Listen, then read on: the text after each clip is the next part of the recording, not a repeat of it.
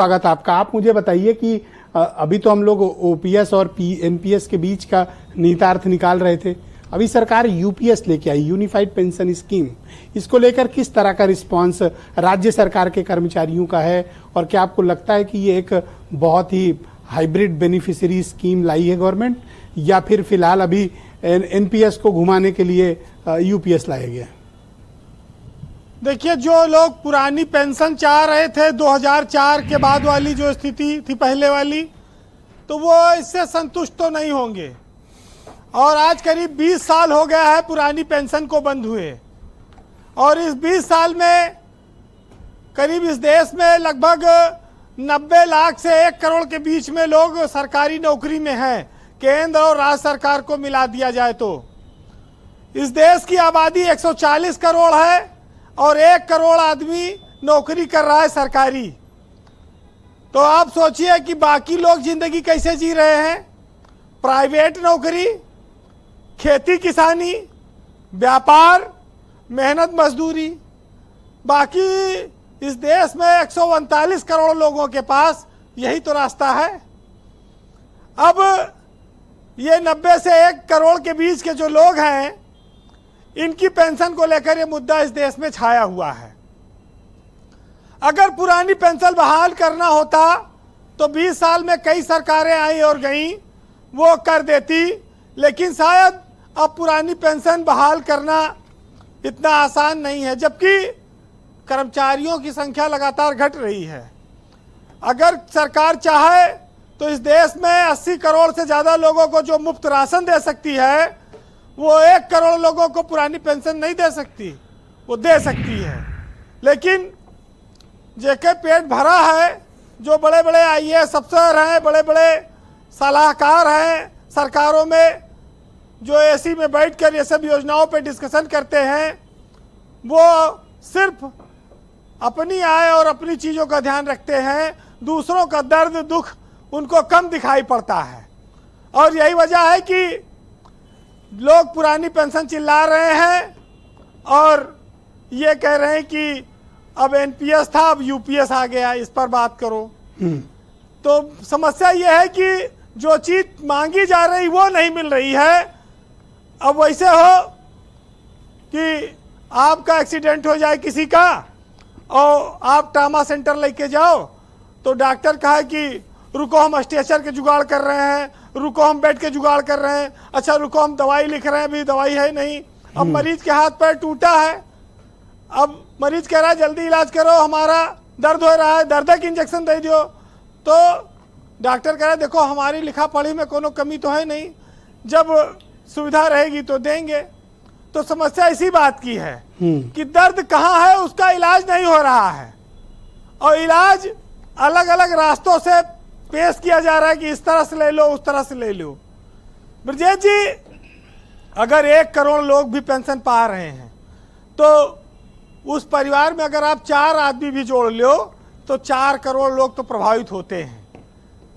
Pension हमारे देश में बुढ़ापे का बहुत बड़ा सहारा मानी गई। तमाम परिवारों में बच्चों के भविष्य पढ़ लिख कर इसी पेंशन से बना। इसी पेंशन से शादी ब्याह, तीज त्योहार, होली दिवाली मनाई जाती है। पेंशन बहुत बड़ा सहारा है, क्योंकि जब इलाज महंगा हो जाए, जब शिक्षा महंगी हो जाए, जब महंगाई बहुत बढ़ जाए, तो पेंशन, जिनके पास सरकारी नौकरी नहीं है, जिनके घरों में खेत बाड़ी नहीं है, जिनके पास प्राइवेट नौकरी भी नहीं है, उनके सामने समस्या है।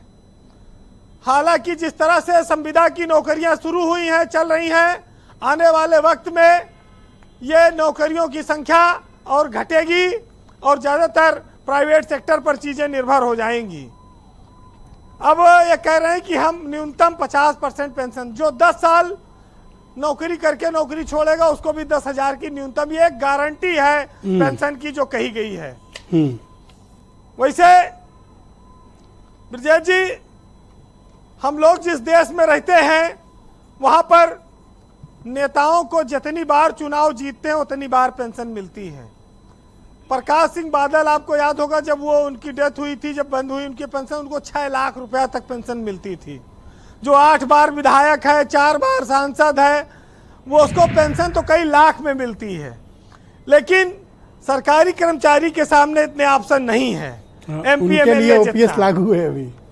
हाँ, तो ये सब चीजें हैं, लेकिन सबसे बड़ी बात यह है ब्रजेश जी कि पेंशन एक आदमी को दिखाई देती है, लेकिन वो कई लोगों का जीवन चलाती है। और जिस समाज में हम हैं वहाँ तो इसकी बड़ी ज़रूरत है, क्योंकि हर आदमी के पास नौकरी नहीं है, और जो बिना पेंशन के रिटायर होते हैं उन बुजुर्गों का उतना कदर, उतना सम्मान भी नहीं होता है। ठीक कह रहे हैं। तो ये चीज़ों को ध्यान रखना होगा जी वीरेंद्र। वैसे हमारे यहाँ विदेशों में क्या होता है, युवा लोग सरकार चलाते हैं और बुजुर्गों को पेंशन देते हैं। हमारे यहाँ बुजुर्ग सरकार चलाते हैं और युवाओं के लिए पेंशन स्कीम लाते हैं। ये सब थोड़ा सा डिफरेंस है। वैसे आमिर खान की पिक्चर का एक गाना आया था कि महंगाई डायन खाए जात है। जेके सैया चाहे जितना कमात हुए, जब तक ऊपरी आमदनी बहुत ना हो, सरकारी नौकरी के तनख्वाह से पूरा नहीं पड़ रहा है, महंगाई काफ़ी ज़्यादा है और उससे लोगों का इच्छाएं पूरी नहीं हो पाती, क्योंकि महंगे महंगे मोबाइल, कार, गाड़ी, घर, सब चीज़ों की आज के ज़माने में बड़ी ज़रूरत है। जी। और विजय बंधु या तमाम मास्टर जैसे लोग, भाई आमदनी सीमित है।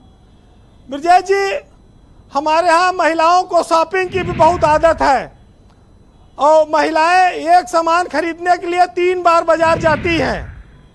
एक बार पहले सामान देखने जाएंगी, फिर दूसरी बार वो सामान खरीदने जाएंगी, फिर तीसरी बार वही खरीदा हुआ सामान बदलने जाती हैं। अब आज सुनील साजन और हीरो वाजपेयी के लिए मुश्किल कर, और तीनों बार जब लौटती है बड़ी कठिन, तो टिकिया का ठेला पर गोलगप्पा भी खाती हैं। वो तीनों बार का उनका इसमें फिक्स है। तो भैया, जब इस महंगाई के दौर में एक सामान के 3 बार शॉपिंग हुए, व्यक्तिगत तो कहाँ से पैसा बचेगा। बहरहाल पुरानी पेंशन को हम लोग एक चादर मानते हैं जी।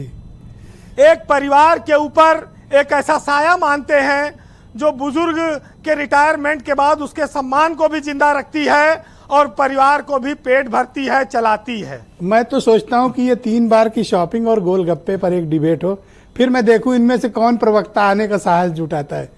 जी कंटिन्यू। देखिए, एक साहित्यकार ने लिखा है, कविता है, सुनिएगा जी।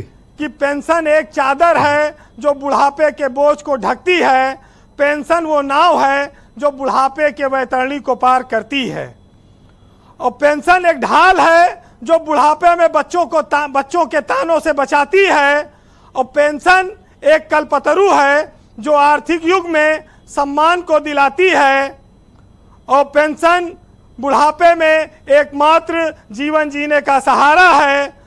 प्रभु, तुमने हमको पेंशन दिया, लाख लाख शुक्र तुम्हारा है। बहुत शुक्रिया वीरेंद्र जी, आपका बहुत बहुत धन्यवाद हमारे साथ जुड़ने के लिए, ग्राउंड जीरो से अपने व्यक्तिगत जज्बात भी और कर्मचारियों की पीड़ा भी व्यक्त करने के लिए आपका शुक्रिया। डिबेट का दूसरा चरण प्रारंभ करते हैं। मेरे साथ हीरो वाजपेयी जी